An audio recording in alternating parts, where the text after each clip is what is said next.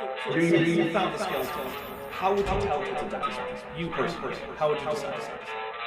Well, interesting question. I don't know. I'd have to do some research on this.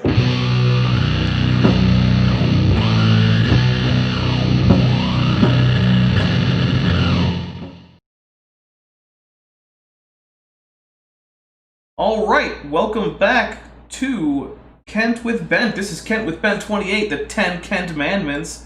And, let me unmute Bent there. So, what is up, Bent? How are you? Oh, you know, I'm doing well. I'm excited. I am too. So, let's see. We have a few things to go over real quick before we really get into this. One is Eric Vierthaler 92, who has been on this channel several times. He's a friend of the channel. He had his channel suspended by YouTube. Allegedly, there were copyright infractions, and he is very confident that those should count as fair use. We're still not sure exactly which videos it was that got the strike, so in the meantime, there is an alternate channel if you want to subscribe to it. He will be uploading some of his more popular videos that he still has files for from his original channel to it, including his debate with Kent Hovind. So, if you want to head over there, the link is in the description. Also, because a few people asked, Kent Hovind set up an Amazon wishlist, which is also linked in the description. And that's in my default upload now, so from now on, if I upload a video, that'll be in the description. So, if you want to show Bent a little appreciation and buy him one of the, 80 Hawaiian shirts that he has on his wish list.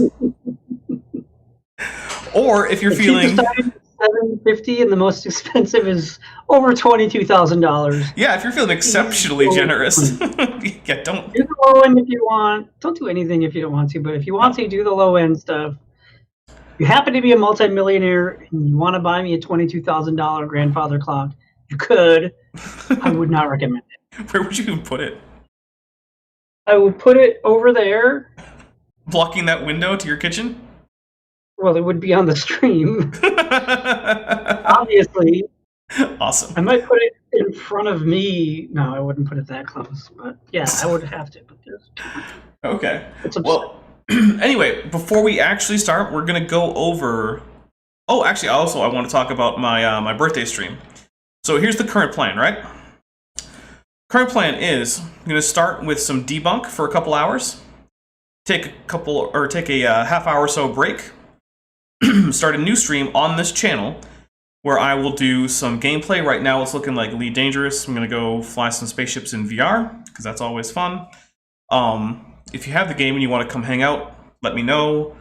Yeah. I have a private group if you want. You can join. So, let's see. Then followed by another 2 hours of debunk. And those will be live debunks. They will not be big drinking things, because I can't just keep drinking with debunks over the course of 7 hours. It's just not going to work. But, yep. So during that time, I'm going to have guests on. I think Colton's going to come on to talk about a geology video that I sent him. I haven't found the second video I'm going to debunk yet. But if you have suggestions, let me know. So that's going to be on the 14th, and so I just want to give everyone an update there. And also, because a number of people have been asking and also very graciously buying things for what I'm using as sort of a community project of a Warhammer army. You get to see the whole thing come together. I've started the assembly process now that I have enough models that I can swap the components to where I need them to be, as well as I have the tools and glue and whatnot. So there are a few more important models that I need, and then a lot of paint. But when all that comes together, there will start being videos with progress updates on the Top Hats Off channel. So anyway, drinking rules, because this is a drinking game that we do not recommend that you play. We accept no liability if you do play it and then die. So, the rules are, we drink whenever Kent gets something right of his own accord that he isn't just quoting from someone else. That's the least common drink trigger, by the way. We also drink whenever we just hear something that is so stupid that it's hurting our brains too much, and we're gonna drink. That's the most common one. Yeah, that's the most common one. Then we also drink whenever Godzilla or Mothra sound, and there's Godzilla. Now, in case you don't know, those are primarily random. A few people know how to trigger them. Not many. And they are triggered via notifications to my phone in various areas. If you do know how to trigger it, I do ask that you not spam it, because that gets a little frustrating for the stream, because it's supposed to be an occasional and random thing. So, a few here and there is fine, if you know how to trigger those. And also, if you're in a particular group message on Twitter, you already have been muted for the next 8 hours. So, take that. Anyway. And I have sarsaparilla I'm drinking today in honor of Back to the Future Part 3, a thing that I know about, but I'm not sure Dapper does. All I know is that I hope in one of the movies for Back to the Future, which apparently I just saw the first one of, for the first time ever, I hope they go into the Old West. Well, you're in luck. There Right. also is another rule for drinking. If Kent tries to joke, but no one laughs. Yeah, we tend to drink. Don't laugh. Yeah, we'll drink to that. Yeah, we tend to forget that one though, because it's fairly new, and it started on Eric with Erica. Yeah, so. By the way, show off that T-shirt. That's a cool little space capsule you got there. It's, I think from the Curiosity Box Vsauce. Nice. Get it. The Gemini capsule. All right. Get it quarterly, and then you get part of the profits go to Alzheimer's research, I think. Oh. Not that we're advertising for them, but it's a pretty cool channel. I mean, I certainly have no association with PBS Space Time or any Alzheimer's charity or Curiosity Box. So, but I do think that you've been pretty happy with those stuff. So there you go. All right. So let's get into this. We just finished a discussion about, or well, I don't know if we finished it actually, because I don't remember how this video goes. But Kent Hovind had just been discussing how stars of presumably standard candle types might actually not be as far away as we think, because maybe there's just dust scattering the light. And in between. Yeah, and we pointed out that no, because that shows up as absorption lines in the stellar spectrum, and so we could tell. Wait, I suck? What did I do? Come on, Smitty, be nice. Anyway, the guy admits it's not generally possible to apportion it between the two. There's more about Halton Harp and what happened to him, the persecution that happened to him because he dared to question the redshift. All he did was expose the problems with it. He said, guys, that redshift has problems. Oh, well, then you're fired and you get out of here and don't you ever come back, you know? Yeah, I mean, if I had an employee who was that stupid, I might fire him too. Not that redshift is the simplest thing to understand, but if you're an astrophysicist, you should probably understand. Yeah. Yeah, exactly. Call me crazy. Oh, Eric the Tyrannoceratops, which I believe is Eric. Oh, Drink for Godzilla. Which I think is the name of Eric Virataller92's other YouTube account. So, yeah, man, your link is in the description. So, anyway.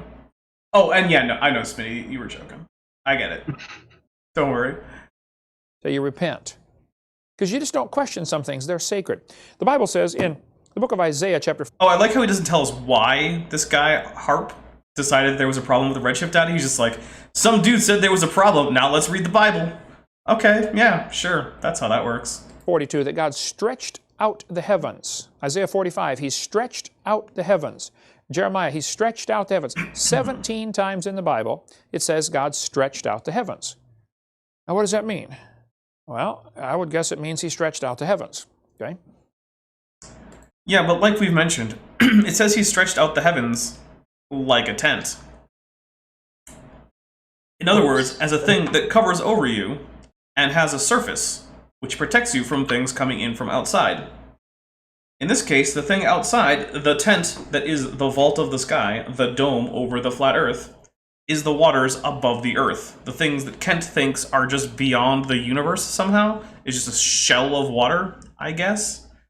So, Let's read the Quran and see what it has to say about the Bible. I can just tell you right now. It says to believe the Torah and the Gospel. Oh, drink. Because the Torah and the Gospel have what the Quran is revealing, and the Quran confirms the Torah and the Gospel, and the Torah and the Gospel predict the Quran. Of course, the Quran is extremely wrong about all of that. So there you go. That's that question answered, Smitty. I've read the Quran several times. I have two copies, I think. How many copies do you have, Ben? Do you have the King James copy? I do not have the King James. Although, actually, one of my translation is in this sort of like faux King Jamesy English. Yeah. And it's actually a pretty popular translation because it sounds like formal and religious-y. Okay. So people like to quote from that one. No, I don't have any copies of the Quran because I, unlike some people, am not a scoffer. I don't know that anybody knows, but here's a couple of options of what may be causing this redshift. Keep in mind, the redshift is probably the only bit of scientific data that is used to support the Big Bang Theory. I mean, except for things like, you know, the cosmic microwave background radiation, the correspondence with the... I mean... He said probably. All right, fair enough, fair enough. You know what? I'm not going to drink because it's correct. I'm just going to say, you hedged your bets, Kent. Good job for not actually taking a position. Sure. I'm all in. Well, I probably call. Come on, Ken. All right, fine. They look at the stars and say, wow, redshift, redshift, redshift. All these stars are moving away. What does that mean? Oh, that means they used to be They must all be in in the one same spot. galaxy, Kent. So the evidence for the Big Bang is the redshift. Yeah, he still hasn't figured out the difference between stars and galaxies. I mean, I know for us it's been a week, but for him it hasn't. But Well- like, Well, I Come think on. it's also been like 10 years and he still makes this mistake. it's ridiculous. You know what you should do? You should try to debate him on on whether or not astronomy. stars are Oh, galaxies. Drink for Godzilla. Yeah, basically. Just say you want to have a debate about the Big Bang. You know. I want to have a debate about evolution, cosmic evolution. Actually, if you The tell him Big that, Bang. you tell him that. Say that that's what you want to have a debate on. I want to have a debate Right. on part 1. I have. When I walk my dog in the morning, sometimes I daydream about, like, what if I debated Kent Hovind, and I couldn't do a good job the way smart people do, but I could totally troll him. I could use all of his catchphrases against him and just straight up troll him. That would be on his amazing. debate. And if I did it right, it would be. All right, very one's good. in the chat if you think Kent Hovind should debate Kent Hovind.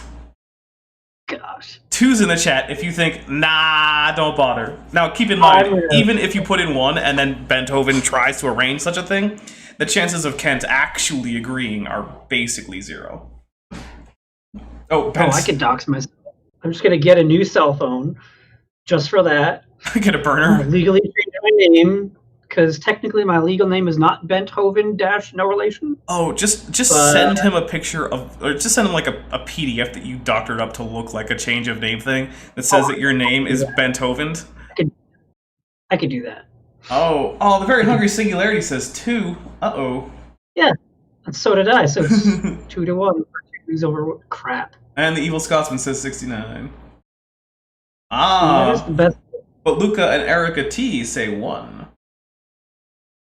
I'm glad that the Erica is spelled with a C, because otherwise I might think that Erica, the Gutsick Gibbon, has an alternate account. But we'll do some Maybe more. that- That could Maybe actually that be is it. her. Yeah. All right, we're gonna do a little bit more Kent while we wait and see these numbers scrolling, because right now 1 is winning. And the Big Bang's got to be one of the dumbest theories in the history of humanity. Sure. Here's some Kent. things that might be causing the redshift. It could be the stretching from the creation. If the stars are moving away because they're so being the stretched Big out. Bang is dumb, but that's not dumb. Okay, got it. Yeah, I'm gonna drink for that because that would cause enough redshift to make everything invisible. Not if it started out in super gamma rays. No, even then. Ultra super gamma rays. The factor by which it stretches would go to infinity. We're stretched Yeah, out. they were That would infinity cause a gamma redshift. rays. It could be the light's getting tired. I get tired. I don't know What? if light does or not. We know that light going through a prism bends because different The light got tired, man. It was Either trucking. that was the dumbest thing ever, or that was a joke that wasn't funny. Either way, we're gonna drink for it because The light is... Oh, and Erica clarifies. Different Erica, thank you. Oh, also, James says, only if at Kent Hovind, no relation, promises to call Kent a bottom feeder. I'm with him on that. But yeah, I wouldn't call him that. the ones I would win, call him by some the other way. things. Well, I'd call him some other things. child abuser? Maybe, but probably other things, including that. Maybe, yeah. Okay. Well, yeah, so the light just got tired. It was trucking along at light speed, and it was like, oh man, this is enough cardio. I think I'm gonna slow down for a second, take a quick little water break, you know, cool my heels. Even though it's impossible, but yeah. Yeah, that's exactly what happened, Kent. Something that's physically blocked from ever traveling at any speed other than the speed of light slowed down. The light gets tired and slows down. Wouldn't galaxies be even farther away than we thought? That's a good If question. it took even longer for the light to reach us? Wait, did Hovind cite Gentry and I just didn't even minute? I can't talk. Notice? Yeah, you know what, Dealey? I'll drink for citing Gentry, because that's stupid. Gentry is one of those creationists who writes papers that are really bad, but at least he writes papers, more than I can say for Kent. Here we go. Wavelengths are different energy levels. That's why it makes the rainbow. Okay? Maybe it's just the effects of traveling through space. Is space really nothing? Or is there something in space? Is light going through anything when it goes through space? I don't know. I just one thought. Maybe it is the Doppler effect. Yeah, it's going through space, Kent. What? Kent was right. That is one thought. God. Well, maybe it's only half a thought. Is it a coherent thought? Well, they are talking now about the vacuum energy of space being above zero. So Kent may have accidentally been right on something, but not in the way he thinks he is.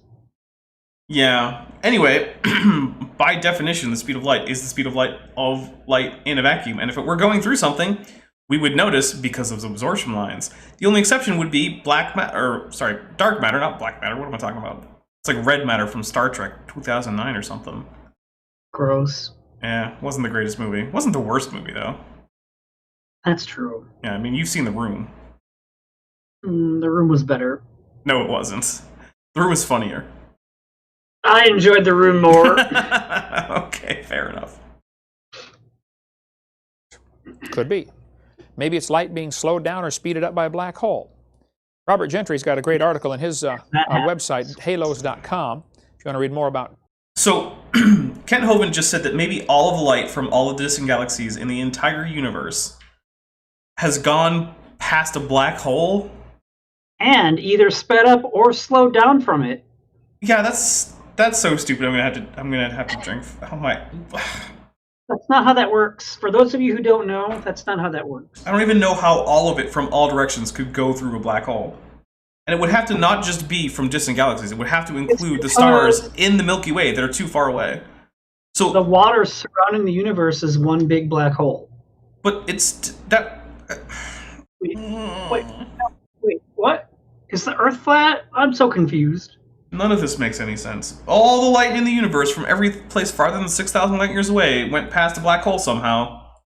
Or I guess multiple black holes? I don't even know. Okay, here we go. The redshift and the problems with it, get all the technical stuff. But when you talk about the stars, there's a good book here by Brian Young called The Stars, God's Word in the Sky. You can get it from our ministry, $10. Great book on the stars. Christians shouldn't be afraid of astronomy. Now, astrology is different, but not... I think they are. I don't think Christians are afraid of astronomy, Kent. I want to go around with an astronomy book trying to frighten Christians like vampires with a cross. Just go, ooh, stellar parallax, and then see if I can get any Christians to go, ah, and shriek in horror from this astronomy book. That's because Christians stay outside during the day, but inside at night because there's stars all over at night. Oh, they're reverse vampires. Yeah. Stars are scary. Although they don't seem to know that the sun is a star. Well, don't tell them. So, yeah. Okay, sure, Kent. Astronomy, God created everything. Here's a book, Astronomy in the Bible. I don't know if this one's available from our website or not, but we can get it down. Apparently it is for $9.50. Yeah, it's on our website. Awesome book, Astronomy and the Bible, if you want to read more. because I think we should study astronomy, study what God has made. This book is a little controversial. D. James Kennedy, Coral Ridge Ministries, Coral Ridge Presbyterian Church in Fort Lauderdale, Florida, he says the real meaning of the zodiac, he goes through the 12 zodiac symbols and says probably these originally had a gospel story to them, which has now been perverted into the horoscope. So get coralridge.org if you want to get the book. It's like 6 or... Oh, and by the way, there was a question in the chat. No, going past a black hole wouldn't speed or slow up. But it would not change the local speed of light. You could probably find some solution for the field equations in which the course of a particular beam of light is so convoluted that on a macroscopic scale, like on a global scale, its speed on average would slow down compared to what its speed would be if that convoluted geodesic weren't there, if it was just relatively flat space, or space that more or less matched the curvature of the rest of the global scale of the universe. But that would be an exotic solution, the kind of solution that should not be expected to be found in the real world. How old is the Zodiac? It's hard to say. So the Zodiac in current use is based ultimately on the Babylonian Zodiac, which is one of the earliest uses of the Zodiac that we have.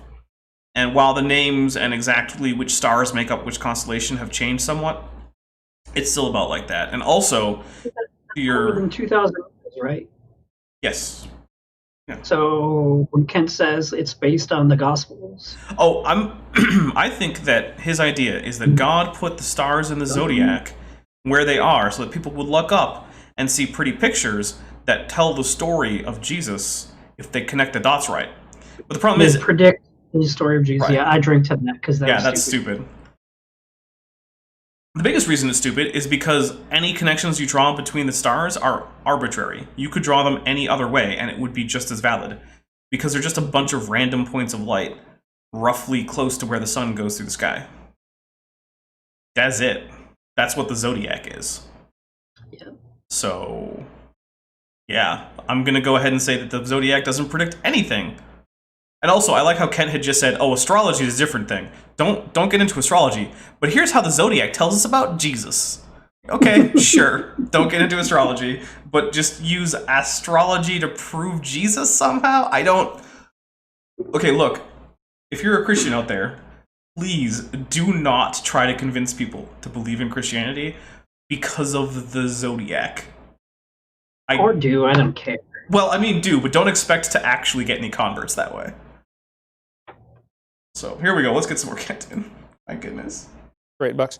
But the Bible does talk about the constellations. It talks about Pleiades and Orion in the book of Job chapter 38. Those aren't constellations. I guess Orion is, but the bands aren't. They're actual things. They're stars, but sure. Sure. The Pleiades are constellation, Kent. Or Mazzaroth and Arcturus in Job 38. There are constellations mentioned in the Bible. Now, what does this mean? It means Isn't that Arcturus a star? Yes, it is. It's not a constellation. I don't know enough about constellations. Like, I don't know all the constellations.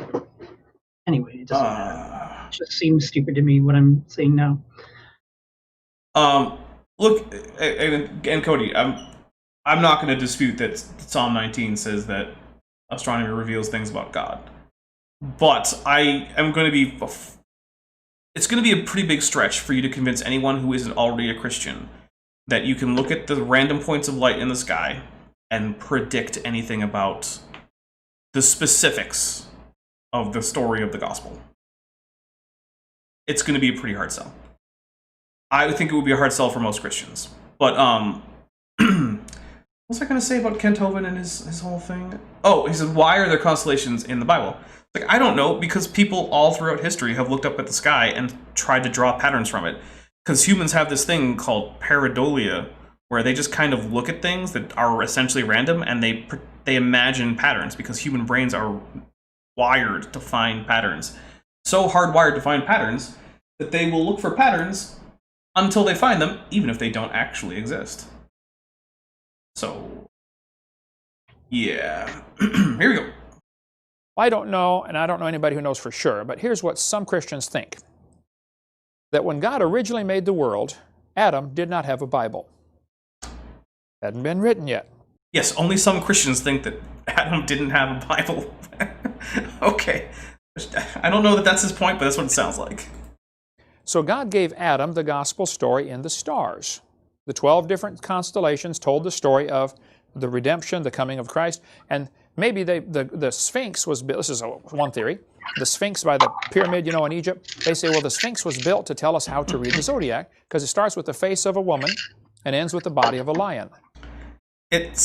What? It starts with the face of a woman. So I guess now I have to pull up pictures of the Sphinx, which unfortunately you're not going to be able to see there, Ben. So sorry. I have the stream open. Okay, well that's good. Can it be on the stream? Yes, it will. Although what comes up initially is the hairless Sphinx cat, which is not what I'm looking for because it's just It's like a scrotum had a baby with a cat. Am I wrong? No. All right. Kent's wrong. Well, yeah. All right, so here we go. This is going to be a Sphinx. Oh, whatever. From Fox News. I don't actually want it to be from Fox News. Why not? Because it was going to start a video. So this is still a picture from Fox News, but whatever. It's a photograph of the Sphinx. I trust Fox News enough to say that this picture that looks like it's of the Sphinx is probably of the Sphinx. What about that as a woman's face? I really want to know. Is it that there's no beard where you would expect the beard to be that's been chipped off? Maybe. I don't know. Yeah. I don't know. Yeah. I'm not an expert on the Sphinx. I know the nose is missing because that one cartoon character broke it in that one Disney movie. Yes, that is why the Sphinx has no nose. That's it. That's all I know about it. Yeah. It's in Egypt. Yeah. I think it's near the pyramids, but it might not be that close. I don't know. So wait, did Adam build the Sphinx to tell people how to read the zodiac? Yes. I am not familiar with Kent's astrology claims, so let's see what else he has to say about this, because this is actually new to me. So you start reading the zodiac. Instead of starting in January like we do, you start with Virgo the Virgin, and you go through the 12 constellations and end with Leo the Lion. I don't know. I know that today the horoscope's all perverted, and Satan always takes what God does and twists it and perverts it and changes it. But it's all Satan's fault. Yeah, because God created the Babylonian zodiac. And then it would filtered through the Romans and the Greeks to get all of these assignments, which were actually not all the same as the Babylonian zodiac. And then modern astrologers kept it alive until today while not actually knowing how the sun works. And then you grabbed it and you shoehorned in some kind of Christian theology based on the fact that you could split the zodiac between Leo and Virgo. I'm going to drink. So in Greek tradition, the Sphinx has the head of a woman, blah, blah, blah, blah. But in the Egyptian Sphinx is shown as a man. Yeah. I didn't know any of that. Well, that's because the Greeks had different ideas about sphinxes. In Greece, there were mythical sphinxes that had a woman's face, a lion body, and eagle wings, and they asked riddles. So apparently not only did I not know that, but Kent Hovind didn't know that either. Yeah, he didn't know that there's a difference between Greek and Egyptian sphinxes. Well, he was not talking about the Egyptian Sphinx. I don't know. Did he say Egyptian? Yeah, he said it was in Egypt. He even said near the pyramids. So okay. Yeah. All right. So it's I'm sorry, I just never heard Kent Hovind talk about astrology before, and this is just crazy to me. But he got that wrong too. So. Well, of course. If you want to study that, that's fine. There appears to be something to that, though. That maybe there really is something to this gospel in the stars. And Carl Baugh's got a good theory that each of the... Yes, there is something to the fact that if you make up whatever crazy crap you want to see in the sky, you can make it fit whatever narrative you want. But what that does is it tells you about you, not about the sky or about the real world. Constellations is producing different radio waves. Stars produce radio waves. What? Each constellation is producing different... Oh my goodness. Yes, they're different stars, right? They're not the same exact star. Radio waves just are radio waves. Any star of the same temperature is going to produce the same basic radio waves. I mean, it's going to sound like static when you listen to it for the most part. There's going to be some weird squeaks and squeals because of things like, magnetic eruptions and, pull and reversals and things like that. But, like, no, I'm going to drink again. I can't with this one. Yeah, I'm going to run out of drinks so fast. Well, He thinks the canopy of ice that used to be above the Earth could actually change those radio frequencies into audible waves, like a crystal radio does. It would actually vibrate. And Adam and Eve would be able to hear the music of the stars, mentioned in Job chapter 38. yes, because ice is a well-known antenna that receives radio waves. That's why if you hold ice cubes up to your ear and tune them right, you can get the news on AM radio. That's how that works. I drank for that one too, because, oh my goodness. Yeah, sure, Kent, the radio antenna ice canopy that's physically impossible and also wouldn't do the things that you say it did, even if it somehow miraculously existed. Sure, that's... Whether that's true or not, I don't know, but it sure preaches good. That the whole gospel story was being sung to them continually as they traveled around every year. Who knows? Anyway, second question is... Wait, as they traveled around every year, so are you saying that it would sound different based on what time of the year it is? On the basis of what? On the minuscule difference in how close you are to various stars in the zodiac based on what time of year it is? I mean, even you accept the differences in distance to most of those stars because they're well within parallax range, and you're like, yeah, sure, we can go with parallax, that's fair. And even in this case, no, you can't. There wouldn't, even if hold on, I have to drink before I get this out. Try not to have a stroke. I'm getting there, man. Like, okay, so let's just assume that an ice canopy can exist, and let's assume that it could somehow receive radio waves and make some kind of sound audible on Earth as a result. One, this would be constant. This would be a constant squealing cacophony, because we know what stellar radio waves sound like. They don't sound nice, right? It's not like it's some beautiful harmony. Just turn the volume down. Well, that's the other thing. You couldn't. And then, the other thing that you're going to tell me, Kent, is that based on the fraction of a percent difference in how close you are to those stars throughout a year, that's going to noticeably affect the sound that you hear. How? This is the. I don't know. I'm gonna drink again. I can't. I'm just gonna hit play and then. Completely insane. This is the craziest crap that I have ever heard him spout. This is worse, in my opinion, than his nucleotides are genes. and each chromosome contains your entire genome. And chromosomes from the mother and the father are split along the middle of the DNA ladder and then recombined to create your DNA. He taught science and math for 15 years. He didn't teach astronomy. So he's a little off on it. Oh my goodness. Okay, here we go. Let's get some more of this in. The sun shrinking. There has been some controversy among creationist groups in the last 10 years over this question. The sun is shrinking, there's not much question about that, but does that prove it's not billions of years old? Well... Wait, he's conflating two creationist claims here. One is an older one, that the sun is shrinking, and therefore it would have been too big physically as the size of the ball of the sun like 4 billion years ago, because it would have engulfed the Earth if the sun continued to shrink at this speed. But the thing is that the sun has cycles in which it shrinks and expands on the basis of the exact balance between radiative pressure and gravity. And the sun doesn't shrink at some uniform rate, and sometimes it expands in terms of its volume. And then the other claim is that because of how many tons worth of hydrogen, or well, just matter that the sun loses, because it turns out when you fuse hydrogen that there's a little bit of mass left over, which leaves the sun as neutrinos, which we have detected, so we know where the mass goes. So he's conflating that and saying that, oh, the sun would have had to have been super massive back in the past, which, by the way, you can just run the math. It just wouldn't. So, yeah, I'm going to drink because he can't even get creationism straight.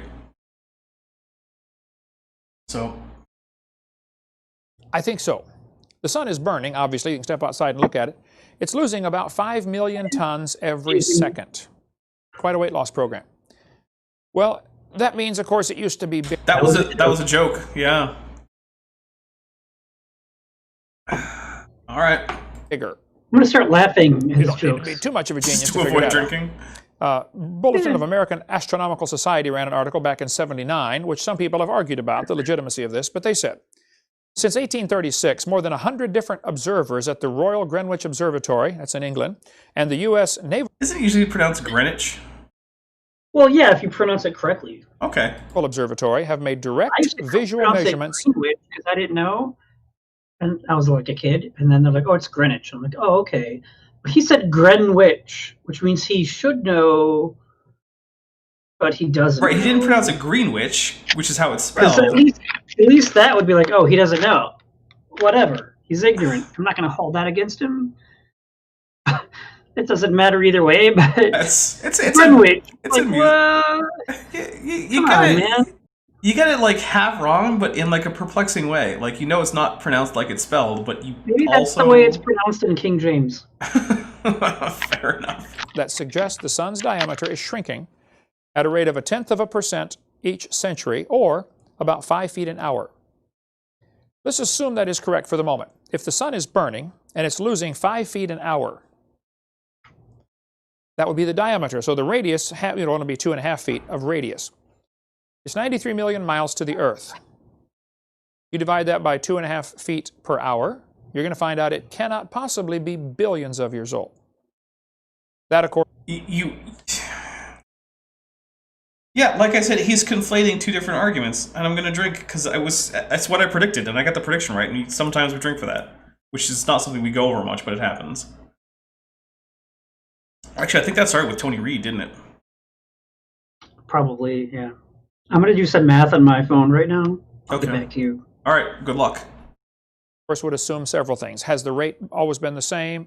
No. You know, has the rate of burn always been the same, et cetera, et cetera? I know. Oh, the rate of burn? Well, it also hasn't always been the same because as the sun loses mass, there's minor decreases in the rate at which it actually consumes fuel. But still, it's been consuming fuel at a rate that is far, far too slow for it to have been some kind of hypermassive star when the Earth is said to have, or is calculated to have formed. No, there's a lot of assumptions built in. But I think we could all agree the sun is burning. I think we could all agree it's getting smaller. Several indirect techniques also confirm the sun is shrinking, although these inferred about 1/7 as much from Science magazine. Here's a chart showing the graph of what has been observed, written down. I mean, they look at the sun, they measure the diameter using trigonometry, and it's close enough to work that way, that they measure the numbers and say, wow, the sun's diameter, polar and equatorial, is shrinking. Now, I know the sun oscillates. Oh, so you know the sun oscillates, so you know you're talking crap. Okay. It swells and contracts and swells, you know, it's burning, like a marshmallow, you know. But generally, you can see from the graph, it is losing diameter, losing size. Yeah, but you notice how that graph is a nice linear thing? It actually seems like it might be having a bit of an uptick at one end. Yeah. Well, if you go back billions of years, you would assume this would make a problem. If the sun were bigger, it would pretty soon absorb Mercury and then Venus and then Earth. I don't know how far back it could have to go. And I think Christians would be wise to not put a number on it. Don't say, well, you know, 18.6 million years ago this would happen. Don't do any math. Because, Yeah, don't put, yeah, that's crazy talk. Yeah.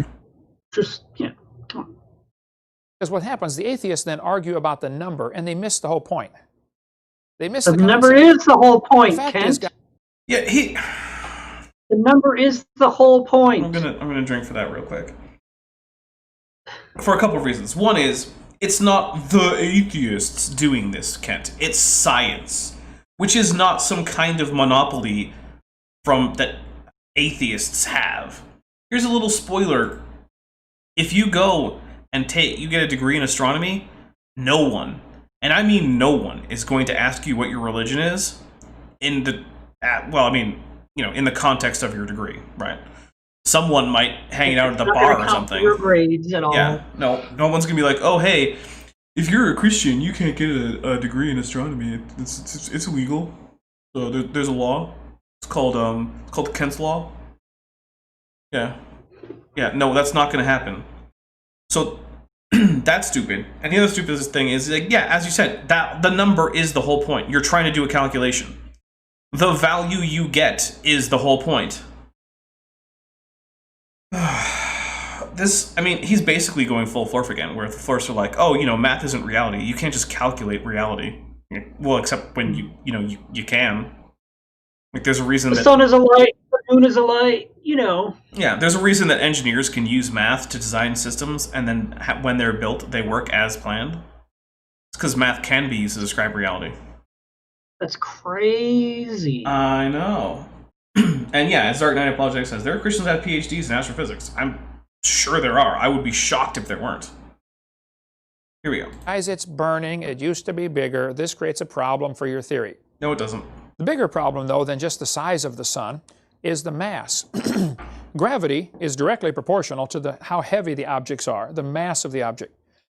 Hey, Bent, could you do me a quick favor? Sure. Could you divide 5 million tons by the mass of the sun, which you might have to convert to tons, which would be a bit of a hassle? That's way too much. 5 million tons? Yeah. And then divide it by what? I want you to divide the mass of the sun, or divide that by the mass of the sun. Because what we're going to get to see here is the daily percentage of the sun that goes away as a result of fusion. Because that would be really interesting. I'm going to play a little bit more while we work on that, though. If the sun were more massive, gravity would be stronger, and that's going to start sucking planets in, drawing them out of their orbit. So yes. No, Kent. It's going to make the orbit slightly tighter. That's it. That's all it would mean. The orbits would be a bit shorter and a bit closer. It's not like it's going to drag them into the sun because the sun is more massive. That is not how orbits work. Yeah. Okay, I'm going to drink again because that was stupid. The sun is shrinking, and I think it creates a problem for those who want to believe the universe is billions of years old. I wouldn't put a number on it, but it's... No, it doesn't. At the very most, even if you were right about all of that, it would cause a problem for people who think the solar system is billions of years old. I don't know if you know this, Kent, but the solar system isn't the entire universe. There are things that exist beyond the solar system. In fact, the vast majority of things that exist beyond the solar system. And I'm drinking again because... I'm going to let smarter people than me in the chat do that math for you, by the way. Okay. Say, if someone could tell me what I can't figure out how to get the calculator to do scientific notation. Alright, I'll just do this. On my computer. On my computer! Mass of the sun in tons. Alright. So the mass of the sun in tons is 1.989 times 10 to the 27th tons. Alright, so I'm gonna... So let's see. Get times 10 to the 27th. Get some parentheses in here. And we're gonna go 5 million.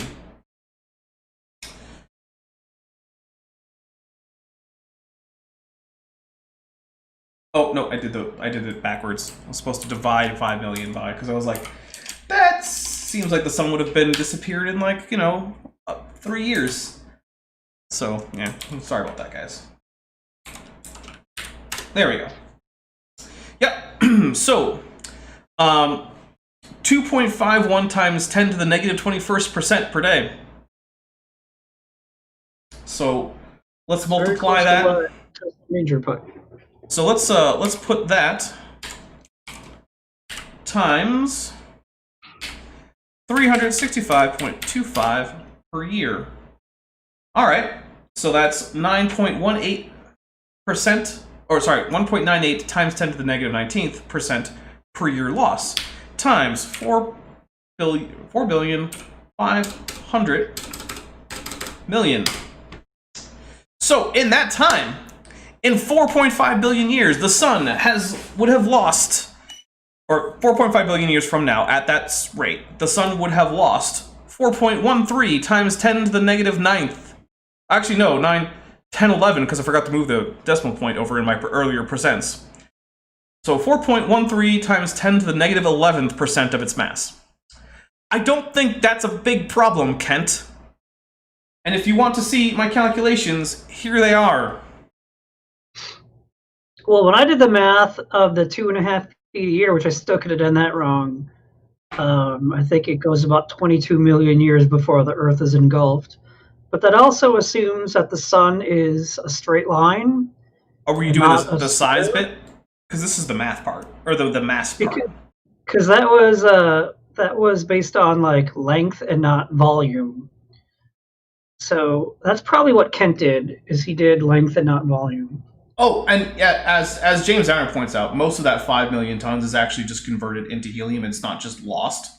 So it's not even as big a problem as Kent says it is. But I'm just going with Kent's idea that this mass just disappears from the sun. So basically, 4.5 billion years ago, the sun was 4.13 times 10 to the negative 11th percent more massive, if Kent's extremely wrong assumption is right. Yeah. Kent is worse at math than I am, and I'm bad. I mean, I'm pretty sure I got this right. 5 million tons divided by 1.98900 times 10 to the 27th tons. We'll have the mathematicians of the chat confirm. Double check my math chat, but this is what I got for the mass of the sun in tons. 5 million tons, 365.25 days a year times 4.5 billion years. It's just not a problem, and all you have to do is there's not even algebra involved here. You just find a few numbers. The units are consistent. I mean, well, Tesla Ranger says it's 0.05% of its total mass, which was about the mass of 100 Earths. That seems actually really high. I'm not sure how we got that one, but even then, it's still. Okay, but even then, you wouldn't even notice a difference. Exactly. It's like, oh no, Earth's orbit is 0.5% closer-ish. Okay. So yeah, none of us can come up with math that makes this a problem for the old age of the solar system, Kent. No one. Everyone who checks your math says you're wrong. But he taught math for 15 years, Bent. Oh, and yeah. Oh, got a drink for that. We got a drink because Mothra J Disco sent in a super chat, and we drink for Mothra J Disco super chats because it's Mothra. Mothra J Disco says for $1.99 US, I thought Kent Hovind taught math. What? Also, hashtag Black Lives Matter. With a fist. We're not going to get too far into that whole topic, but, yeah. There's been some craziness going on, and, yeah. I'm going to go ahead and say that, Minneapolis PD aren't the ones in the right on that one. I don't think I'm being too controversial there. Certainly makes a problem somewhere. But then hold on a second. We have a mathematician in here. Dark Knight Apologetics says, I'm a mathematician and accountant, and I can confirm that Dapper Dino is correct. Yes! Thank you, Dark Knight Apologetics. Great job. There we go. Good job, me. Which is great, because usually I'm drunk enough to get basic arithmetic wrong on this show.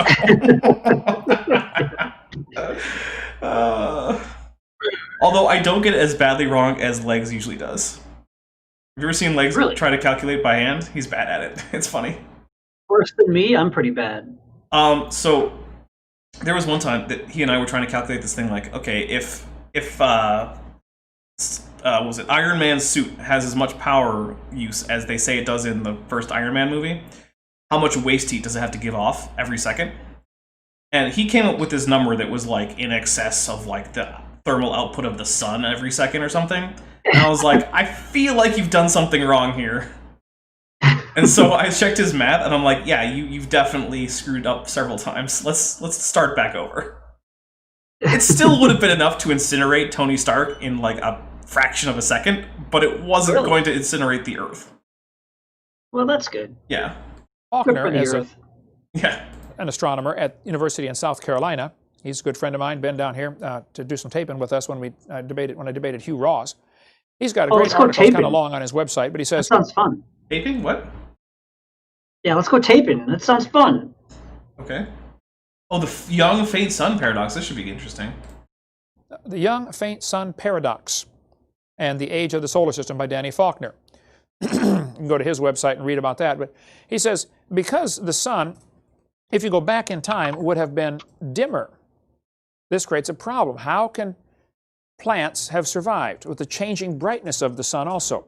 Wait, I've never heard that the sun would be dimmer in the past.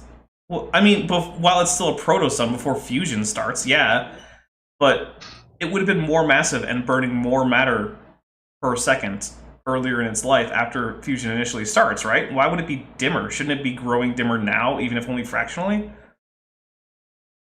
Maybe, I don't know. I don't remember the life cycle of the sun. I've seen videos of it. I just don't remember. Okay.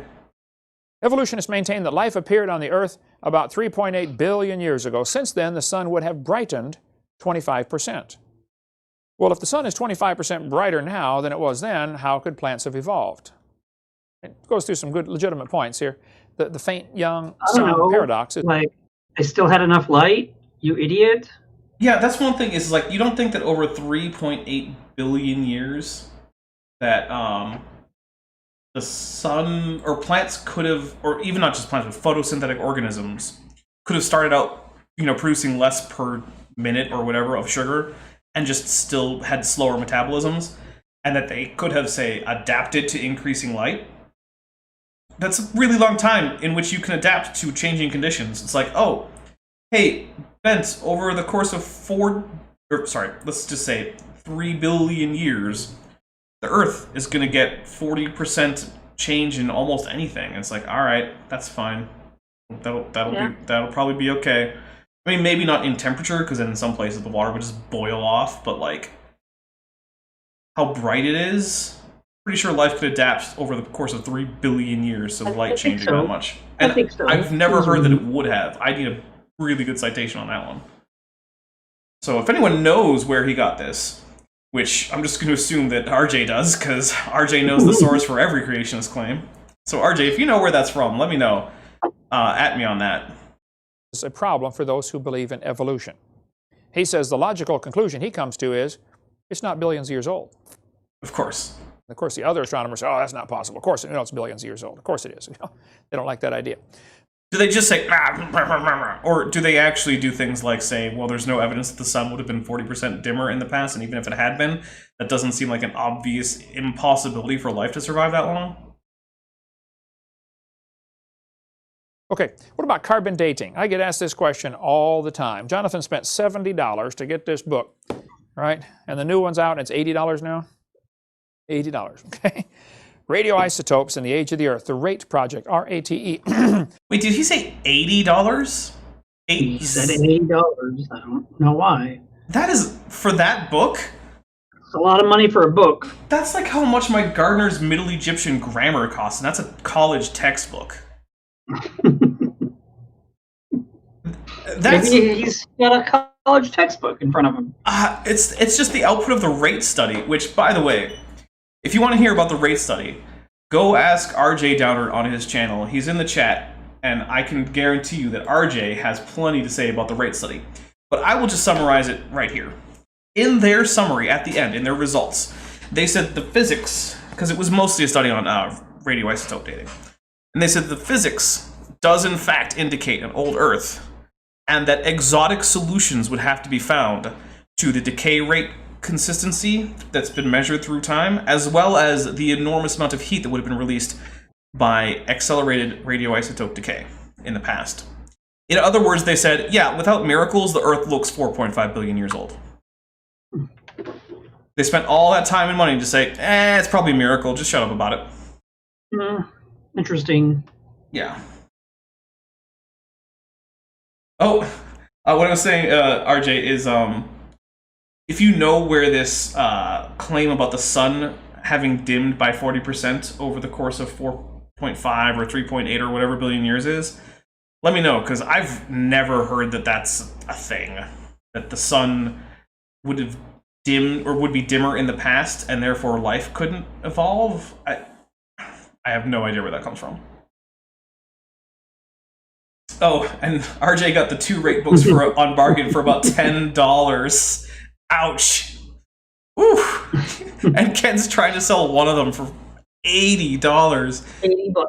My goodness, do not waste your $80 on that. Instead, go buy something much more fun, like $80 worth of ice cream.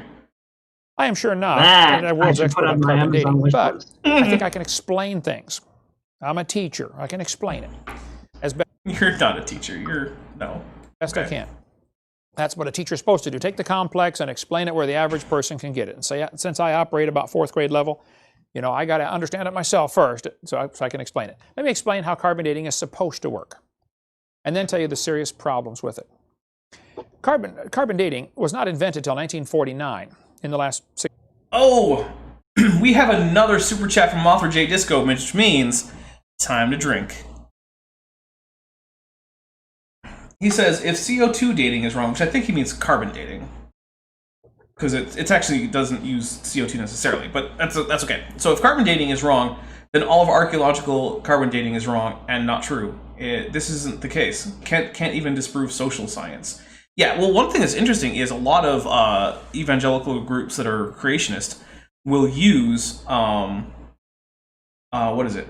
The carbon dating to do things like date biblical manuscript fragments and archaeological evidence to support the history books in the Bible. Things like, you know, 1st and 2nd Kings, 1st and 2nd Chronicles, various details and things like the Gospel of Luke, because Luke is the one that gives the most sort of historical details that you can use to try and pinpoint when various events actually occur in Roman history. Oh, by the way, if Atheist Junior, if you want the Dapper Dino blanket, it is on my merch store, which is linked in the description, along with Dapper Dino t-shirts, baby onesies, tote bags, wall tapestries, canvas prints, phone basically, if it exists. Not ice cream, though. Not ice cream, no. Not ice cream. No.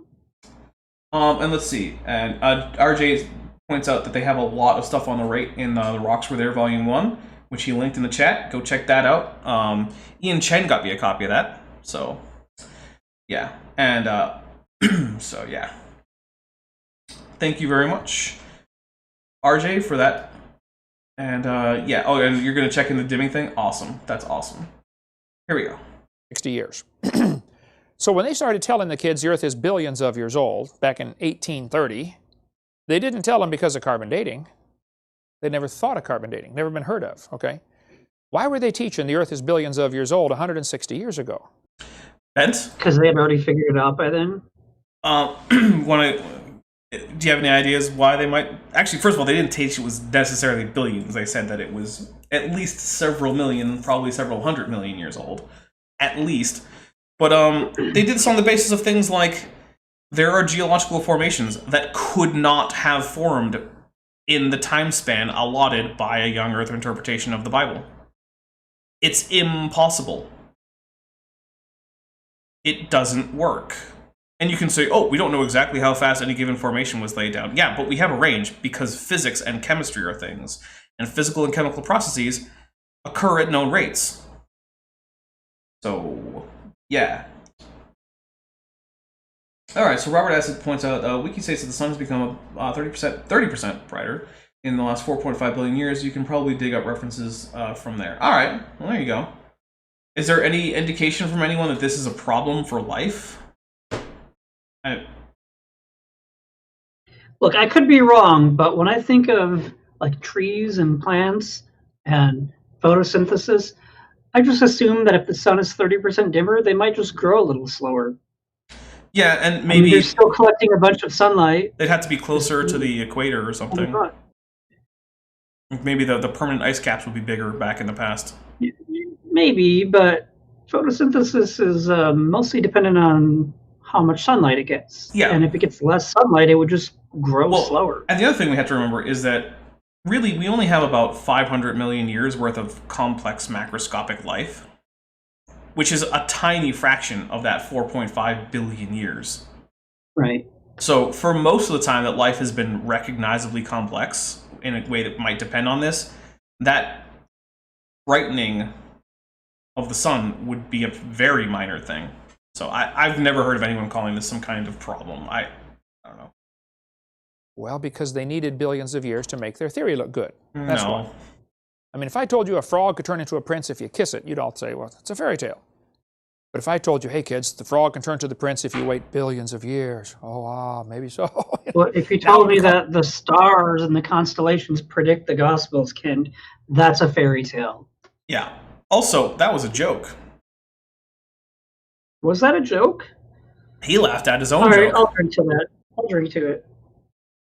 Not only will Because even if it wasn't a joke, it was the stupidest it was a pretty stupid thing he said. we can I drink for can't say either. it's stupidest because he said a lot of stupid things in this Oh, video. and Atheist Jr. for $5 says, rest in peace, Bill Ludlow. And yes, Bill Ludlow was a great science educator. He was, he's the reason I started my Leaving Young Earth Creationism series. He's a man that I was fortunate enough to meet in person once.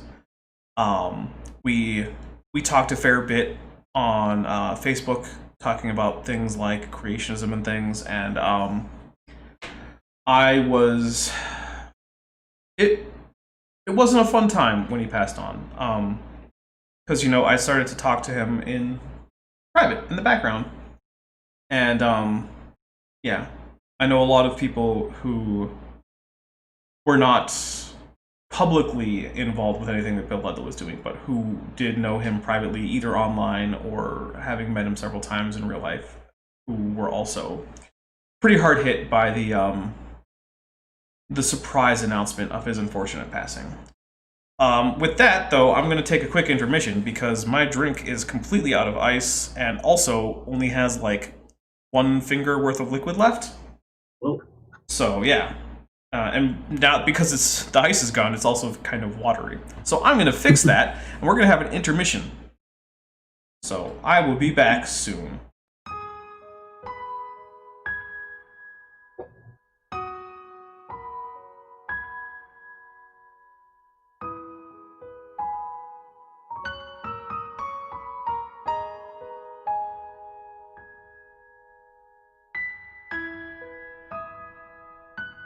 I want to take a moment to talk about something serious. There is a problem facing late surviving non-avian dinosaurs in modern America. Hunting is very strictly regulated, and only allowed at certain times of the year. This means that for much of the year we have to rely on farm-raised food, which means money. If you want to help a starving dinosaur, please consider donating on Patreon, or buying from my merch store. Links are in the description. Please help. Dinosaurs all over YouTube are depending on you to help them through the hunting off-season.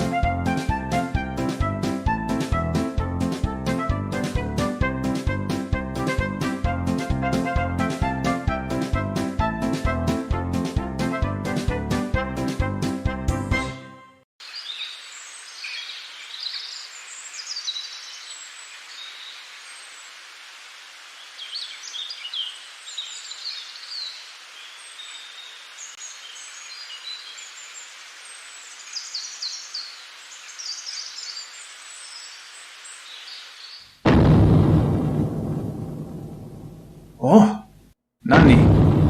Dare? Oh, Ojira desu ka?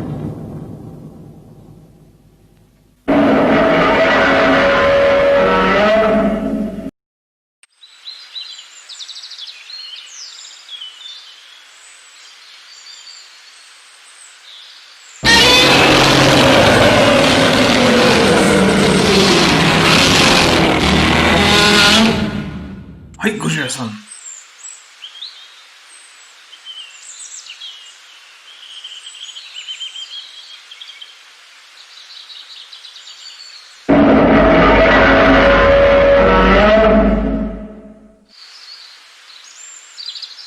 Hi.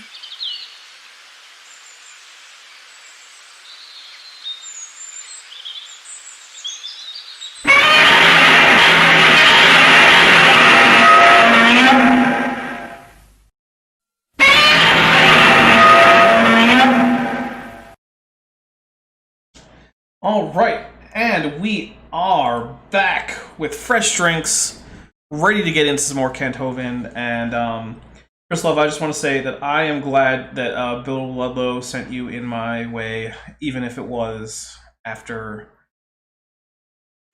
his very sad passing, because I appreciate you being here. And yeah, all of my viewers mean a lot to me. And Chris Love, you're also one of my patrons, which is that really means a lot. It's, you know, it's still very weird to me that there are people out there who give their hard-earned money to some guy who makes videos on the internet. So yeah. And yeah, Atheist Junior, you said that when your girlfriend was in the hospital, Bill Ludlow was the very first person to reach out to you about that. And yeah, Bill Ludlow, yeah, he was a good guy. But let's not dwell on that too much. We're here to bash Kent. And we'll do it in honor of Bill Ludlow. It's believable. No, it's still a fairy tale. It's a stupid idea. But the Geologic Column is where it all started. We covered that on video 4 and some more on video 6. Oh, so he did know that that's why they thought it was really old before radiocarbon dating or any of the other radiometric datings. Okay, Kent, I guess you complaining about them saying that beforehand was stupid, but sure. 6 about the Geologic Column. The Earth was divided up into layers: Cenozoic, Mesozoic, Paleozoic, Archeozoic. Each layer was assigned a name, an age, and an index fossil. We covered that on video 4. Then they said, now we have to prove these layers.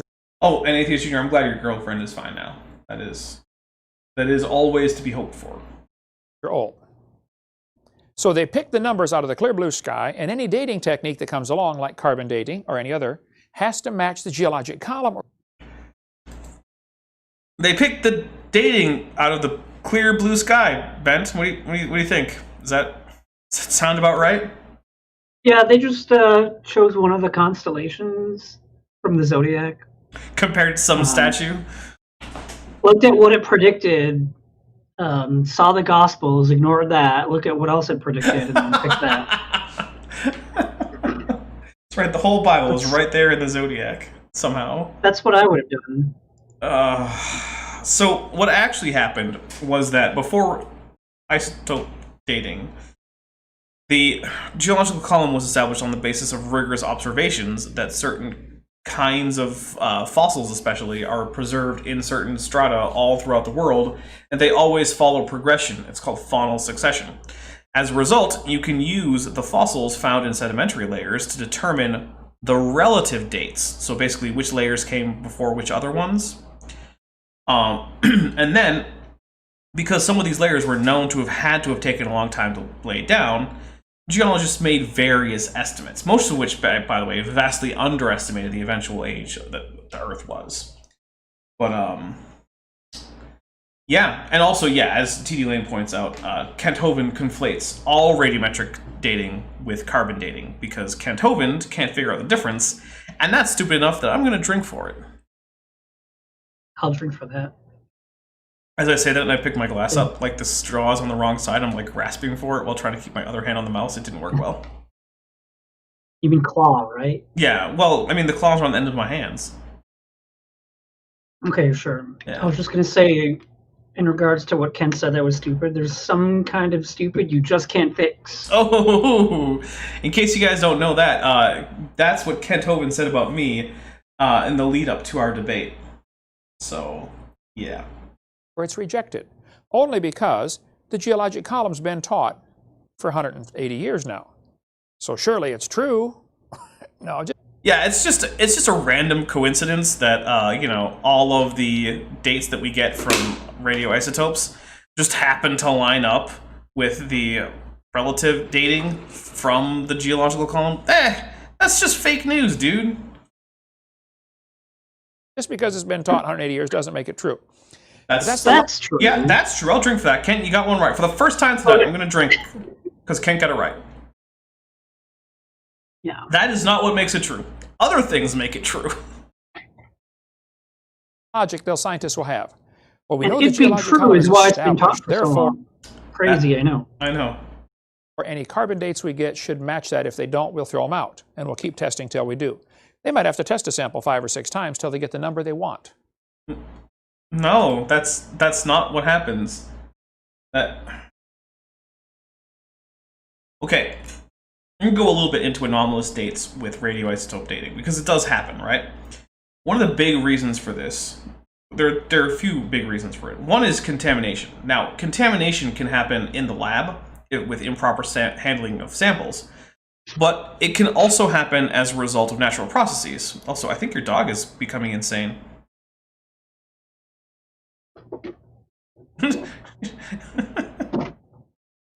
What are you doing, crazy? She can't handle this much Kent Hovind. No one can. So, Too much for her. so one thing is that if there's natural contamination, it requires the rock to have been hot enough to allow things in and out of its crystal matrix, which is not normally something that happens at common temperatures. Which basically means if a rock is going to be contaminated, it should probably be at least somewhat metamorphosed. So there aren't a whole lot of just straight up igneous rocks where you're going to expect intrinsic contamination, like contamination that's in the rock naturally and not as a result of, you know, humans being stupid with the samples. But the other thing is, you can check to see if there's contamination with isochron dating, because as you check various portions of the sample and check various different isotope ratios, if the isochron outcomes come out as anything other than linear, or, you know, substantially linear, that's indication of contamination.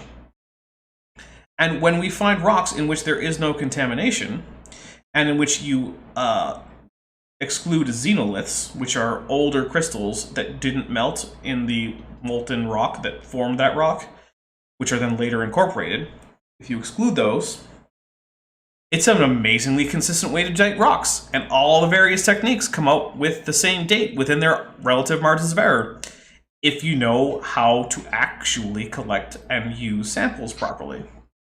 Amazing, isn't it? It's astounding. Yeah. It's almost like science is real.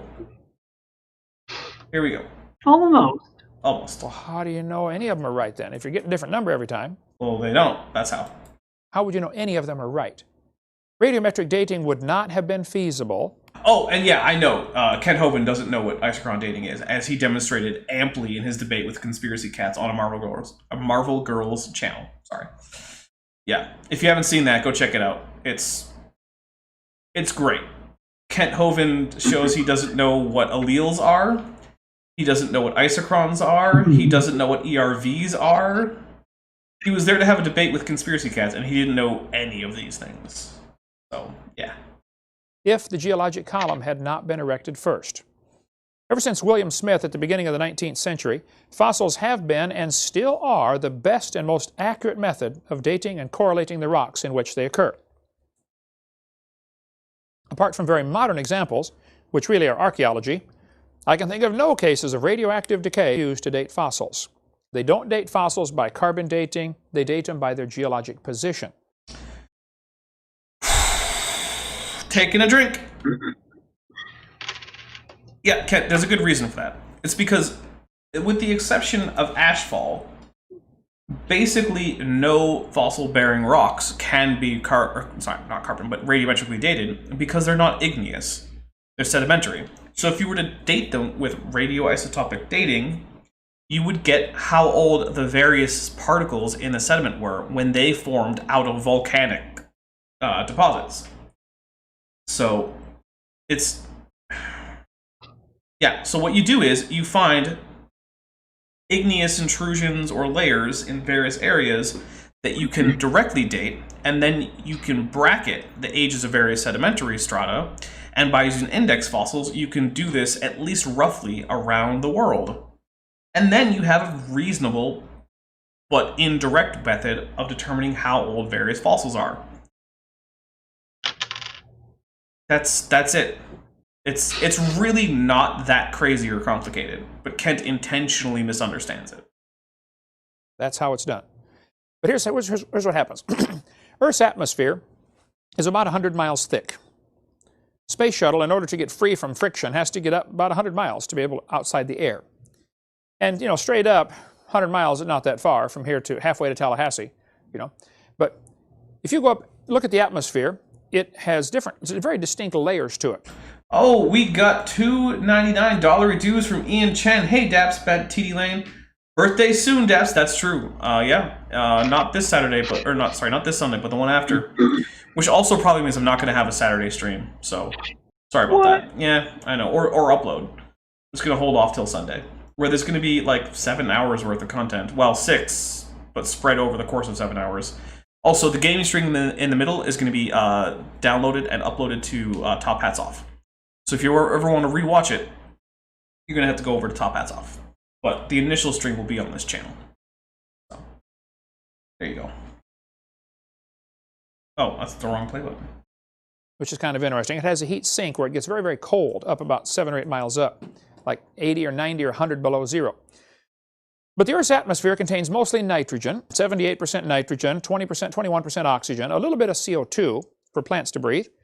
Well, these don't breathe it, they're fake, but plants breathe in carbon dioxide. And there's a very tiny little bit of radioactive carbon-14. Hey, that wasn't a quote, and Kent got that broadly correct. I'll take a drink for that. Good job, Kent. You managed it twice in an hour and a half or so.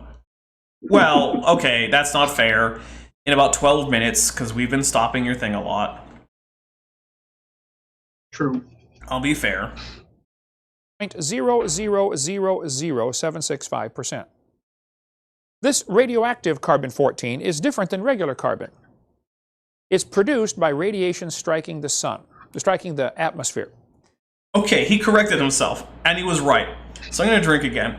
I did actually think he was just going to go with radiation striking the sun, which would have been hilarious, but...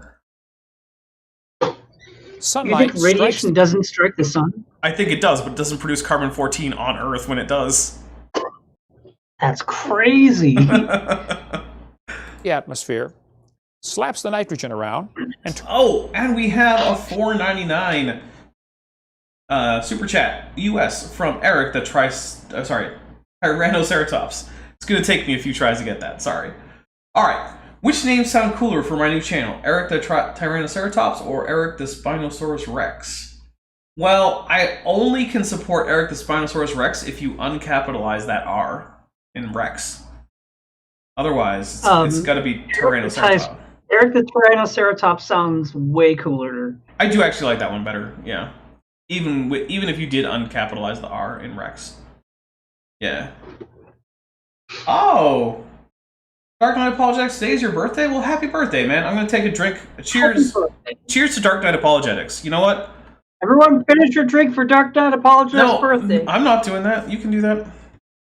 I mean, don't do that. We don't condone doing that. Dark Knight Apologetics is a great guy. He's a very loyal viewer. He's even been on the channel where we had not really a debate, but it was we were people in some disagreement having a conversation. It was very polite and very nice. And yeah, Dark Knight Apologetics, happy birthday, man. I hope that you have a great day, or have already had a great day, or whatever time it is there.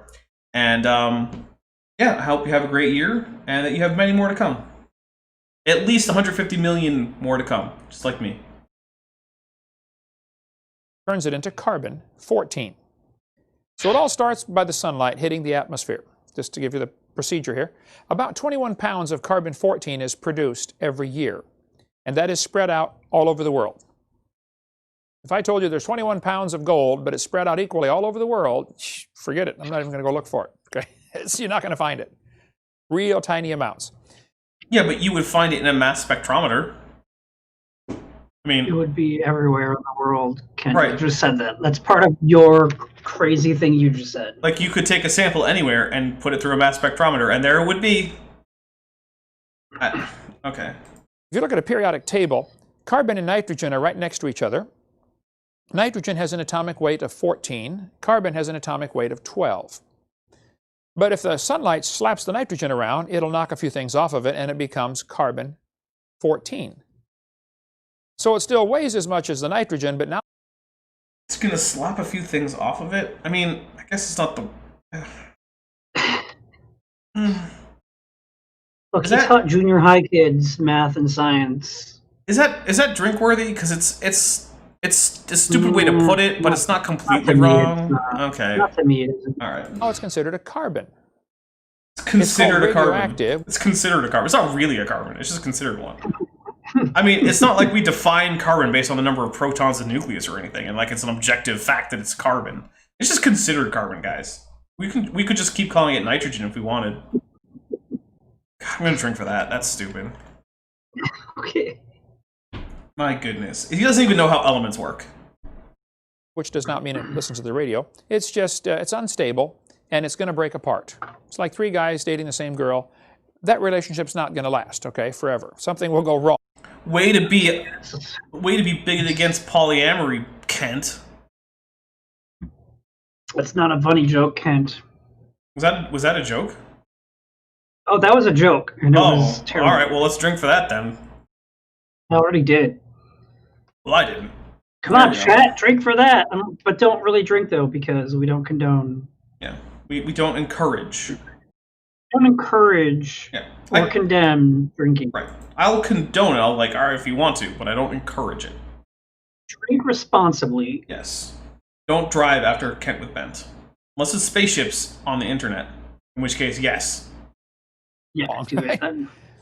Find the one you want, Jonathan, and just marry her and be happy the rest of your life, right? Carbon-14 is unstable. It does not like being carbon-14. It wants to get out of this situation, so it breaks down. About half of it will break down on a statistical average. About half of it is going to fall apart every 5,700 years. Now, it is doing... Quick, I'm going to double check the half-life for carbon-14 because I don't remember it. That's probably right. I don't know. If it is, I'm going to drink for it because that's his own graphics. Let's see. Oh, I forgot to put the life in half-life. You're so drunk. I know. 5,730 years. All right, Kent. You got a point of fact correct, so I'm going to take a drink for you. He's getting more stuff right in the second half of Kent with Bent, is what's going on. It's crazy. Like he's slowly growing. Maybe by the end of this, Seminar 7, he'll get everything right. And I'll just die of alcohol poisoning and shock. Probably shock before the alcohol poisoning. That's probably true. All right, here we go. this on a purely random procedure. I mean, you got a pile of molecules. You never know which one's going to fall apart. But statistics tell us about half of them will fall apart every 5,700 years, roughly. Now, while it is carbon-14, it's floating around in the atmosphere, like the rest of the carbon, and it latches onto oxygen, like carbon often does, and becomes carbon dioxide. And they hook up, and they're happily floating around the atmosphere. It does happen. I'm going to take another drink. This is a surprisingly good description of how carbon-14 is produced. What's happening, Kent? It's like Kent is teaching people science, and I'm April confused. Fools? Is Kent being right because it's April Fools, or is that a different date? Maybe that's... is June 2nd the new April Fools? Is it June Fools and I just didn't get the memo? Maybe. Okay. I don't think so. And the plants are breathing in CO2. Animals come along and eat the plants. So the only way carbon-14 gets into the living world is from the atmosphere. It's produced by the sun, striking the atmosphere. Plants breathe it in. Animals eat the plants. Yeah, okay, I'll drink again. That's basically how it works. I mean, sometimes the animals eat the other animals that ate the plants, but... That's That's a minor quibble. Probably during your lifetime, you've either eaten plants or you've eaten animals that have eaten plants. Oh, he did go into How it. many have ever done that before? Like today for lunch, right? I'll take a drink. Everything we do is from one of those two sources. It's plants or it's animals that ate plants. Sometimes I eat salt, Kent. Well, the plants are absorbing CO2. Some of it is radioactive.